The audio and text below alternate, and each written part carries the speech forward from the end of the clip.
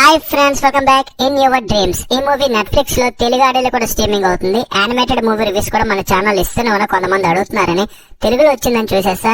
Telugu dubbing చాలా బాగుంది. ముందుగా ఛానల్ కారణం కొత్తగా వచ్చింటే మన ఛానల్లో తెలుగు డబ్బింగ్ మూవీ రివ్యూస్ తీసుకొస్తూనే ఉన్నా. కొంచెం సబ్స్క్రైబ్ చేయండి. వ్యూస్ లేవు, సబ్స్క్రైబర్స్ పెరగట్లేదు. కష్టపడుతున్నాం, ఎఫర్ట్స్ పెడుతున్నాం. చూసే వాళ్ళైనా సబ్స్క్రైబ్ చేసుకుంటే కదా మాకు సపోర్ట్ ఇచ్చినట్టు అవుతుంది. ఫస్ట్ బేసిక్ గా ప్లాట్ ఏంటంటే, స్టీవీ అండ్ ఇలియట్ వీళ్ళిద్దరూ బ్రదర్ అండ్ సిస్టర్స్. వీళ్ళ పేరెంట్స్ మధ్య కొన్ని మనస్పర్ధలు ఉంటాయి. సో వాళ్ళ ఫ్యామిలీ అంత హ్యాపీగా అయితే ఉండదు. అలాంటి టైంలో వీళ్ళిద్దరికి ఒక శాండ్ మ్యాన్ అనే బుక్ దొరుకుతుంది. అది కోరికలు తీర్చే బుక్. దాని ద్వారా డ్రీమ్స్ లోకి వెళ్తారు అండ్ శాండ్ మ్యాన్ ని కలిసి వాళ్ళ డ్రీమ్స్ ని నెరవేర్చుకోవాలని చూస్తారు. తర్వాత ఏమవుతుంది అనేది చూస్తారు. మరి సినిమా నాకు ఎట్లా అనిపించిందంటే, పిల్లలకి బొమ్మలు కనిపిస్తే ఎట్లాగైనా చూసేస్తారు. వాళ్ళకైతే సూపర్. పెద్దవాళ్ళకి కూడా నచ్చాలి కదా. కానీ ఈ మూవీ నచ్చుతుంది భయ్య. నాకైతే ఒక decent one time watchable animated film అనిపించింది. ఇందులో ఫ్యాంటసీ ఎలిమెంట్స్ ఉన్నాయి, అడ్వెంచర్ ఎలిమెంట్స్ ఉన్నాయి, ఫన్ ఉంది, కొంచెం ఎమోషన్ కూడా ఉంది. వీటన్నింటినీ బాగానే చూపించారు. కానీ ఇది అన్ఫర్గెటబుల్ ఫిల్మ్ కాదు. అంటే 2-3 సార్లు చూసే సినిమా అయితే కాదు.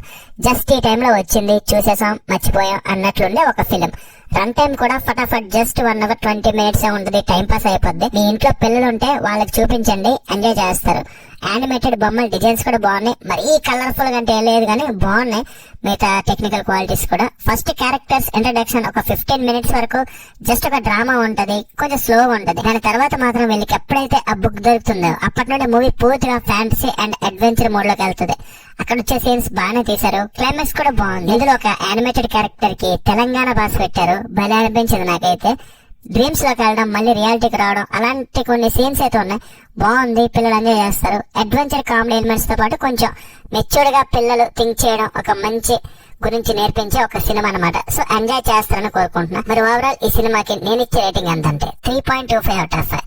That's it guys. రివ్యూ నచ్చితే ఒక లైక్ చేయండి, షేర్ చేయండి, కింద కామెంట్ సెక్షన్ లో హైప్ కూడా ఇవ్వండి. మీకు ఎలా అనిపించింది చూస్తే అది కూడా మాకు తెలియజేయండి. ప్రతిదీ కూడా నేను చూస్తా. నెక్స్ట్ వీడియోలో మళ్ళీ కలుద్దాం గైస్. బై బాయ్ అండ్ జై హింద్.